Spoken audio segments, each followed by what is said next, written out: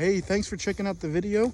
If you all like it, please like and subscribe, and hope you all enjoy it. Have a great rest of the day.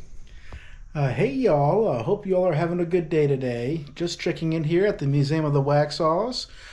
Today I am not doing a cooking demo, but what I am going to do is I am going to do a short, talk on maintaining your cast iron and your Dutch ovens and sorts for things like that. So I will do a quick video on that because I know that some people actually are curious about that. So my hope is to kind of help guide you in the right direction in that regard. So here is one of my cast iron Dutch ovens and stuff for stew. This is what I specifically use for stew and all that sorts. That you can use it for that. But anyways, so some of my notes that I have, let me refer to my cheat sheet. But some of my notes that I have is I have found that to clean and season your cast iron and Dutch ovens for historic cooking using historic methods, you can use a loofah from a gourd to scrub the stubborn stuff off. You could even go as far as using sand from a creek to scrub it down in sorts, and kind of get that nitty gritty stuff down and out.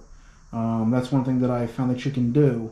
You can also use a touch of lard or bear grease to season it as needed. But be careful with some of these different types of oils, as it may go rancid. Just a warning. But the modern oils that you can use is vegetable oil, which would be safe, which would be a safe alternative, and that is kosher for those that follow certain followings.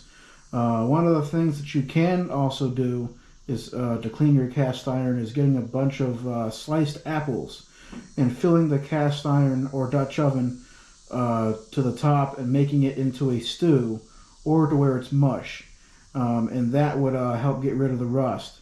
Of course, you would have to wipe it down with a cloth, and after you do that with the apple process, and I know that times may vary, but you're going to probably want, regardless of how you do it, you're probably going to want to make sure that the apples really turn into like a really good mush and stuff, and that it really sits there and just like soaks in and stuff, and that you can kind of, so when you dump the apples out, you can just wipe it down and stuff. So you definitely want to make sure that you do that. So that would help get rid of the rust. Now back to the seasoning. As long as the oil can blacken and not go rancid, then you should be okay in that regard. So that's definitely something to consider when you're really doing your maintenance of your cast iron. Now some people will go on and say that you can, some people say as far as modern methods, you'll hear a lot of people say use, these modern soaps to clean your cast iron. You do you, but it's not something that really is necessarily needed. It's not needed completely if you I personally just like to use the sliced apples and turn it into mush, and that's usually good enough for me. And then of course getting a loofah from a gourd and of course sand, and that usually does good enough for me. That's generally what I do, but other than that, I would absolutely probably be against otherwise using any kind of soap, like modern soap or any of that stuff, to really clean your stuff.